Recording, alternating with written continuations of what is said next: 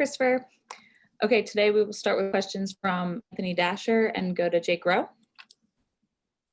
All right. Hey, Christopher, how you doing today? I'm good. What about you? Not bad. Look, I just wanted to see if I can get you to talk about Latavius Brini just a little bit, kind of talk about how he's able to, been able to kind of step up a little bit. And I guess now with Tykee on him, he's going to really get a chance to really kind of show what he can do. Brini, that's a vulture right there. He's one of my best friends on the team. He's a great player. He go out there and put work in every day. I got full confidence in him.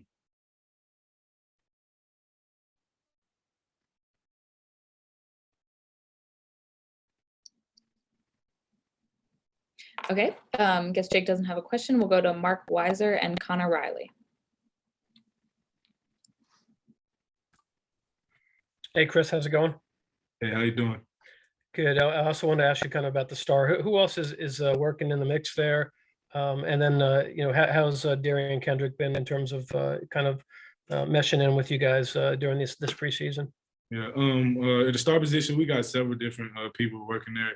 I got a couple reps today and yesterday, so it was good for me to be able to get out there and get some reps at star, learn a new position.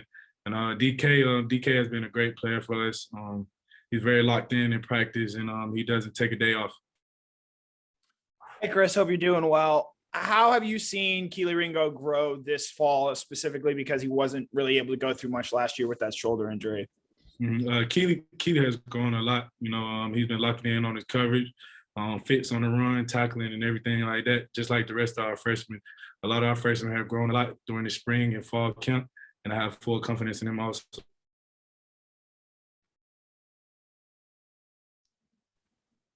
Okay, we'll go to Matthew Welsh and then Palmer Tomes. Yeah, Christopher, Amir talked last week about how his influence on the team has really started to grow. And I just want to know, from your personal point of view, have you been able to increase your influence, especially with Tykee going down? My influence has definitely grown. Just going throughout this program and my position on the field, I've become more comfortable being more vocal with guys on the team, giving advice to guys on the team because I've learned more. I got a lot more knowledge to give, and I want to give it. I don't want to keep any knowledge inside. I want to be able to help everybody and as many people as possible. And I also go out there on the field and give my all every day. I can't take any days off. I got to set the example with my actions and my words. Yeah, Chris, obviously week one is going to be a big test with against a very talented Clemson passing game. How much is that something that y'all have talked about during preseason practice and made an emphasis of, hey, we got to be at our best really early? Well, we all know Clemson's a great team. They got a lot of good players, but so do we. We focus on ourselves right now and focusing on how we're able to get better. And when that time comes, we'll put a game plan together for Clemson. Okay, great. We'll go to Chip Towers and then Davis Baker. Yeah, Christopher, talking about Clemson, obviously you're getting inside that 2-week window here. How much do you actually know about them at this point? Obviously you guys are transitioning for camp and working in yourself. How much do you feel like you know about them at this point? And I mean, how far do you have to go to learn about them and DJ? Yeah, I know a good amount about them.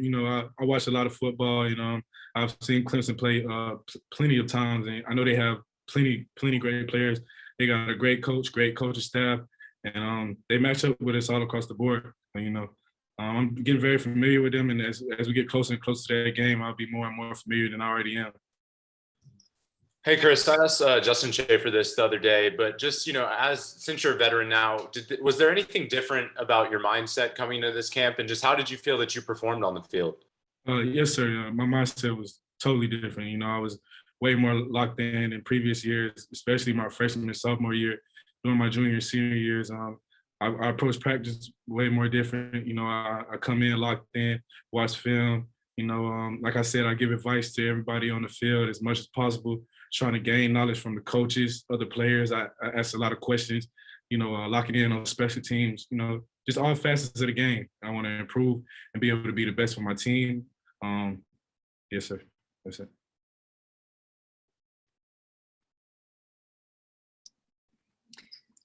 Okay, we have time for a few more questions. We can open it up. Chris, Jake Roos here. Just wanted to ask you about, one of the things we've heard is that this is a player-led team. Guys are really taking a lot of autonomy when it comes to getting this team ready and getting them together. Can you speak about your role in that? And also, is that something that you've seen from this or from this team throughout this fall camp? Yes, sir. Well, throughout the fall and spring, the whole team, it's been a collective effort. We've been working on our 4 pillars: connection, composure, resiliency, and toughness.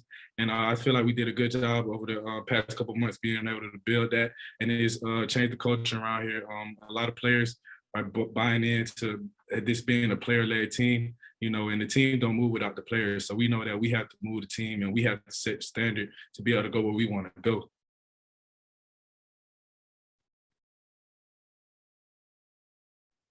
Hey, Chris, I was just wondering, I know Richard LeCount's kind of busy doing his own thing right now. You guys had a chance to talk, and you had that big pick the other day. Yeah, I ain't talked to Rich in a minute, but I seen the plays that he made, and he looked just like he did here. A ball hawk. You're going to get that ball as many times as possible, and I feel like he'll be a great player in the league. We have time for 2 more questions for Christopher. Hey, Chris, what makes Jordan Davis a good leader? Oh, man. Jordan Davis is a real vocal, fun guy. Every time he steps in the room, he brings joy to everybody that's in there. And, obviously he's a specimen on the field. So he sets a good example with his actions, just going on that field and being a presence for us and stuff like that. He gained a lot of respect from everybody on the team and me over the past couple of years, and it's going to continue to grow. Chris, you talked about getting a look at Star. How much mixing and matching is still going on at this point? We hear all the time and talking about that you got to cross train at all the positions, just considering you never know what could happen from game to game. Yeah, well, it's not too different than what it's always been. We always like to work guys at different positions, to be able to build that depth on our team, and I feel like it's very helpful to us. But you have to ask the head man about the rest of that. Okay, thank you very much. Thank you.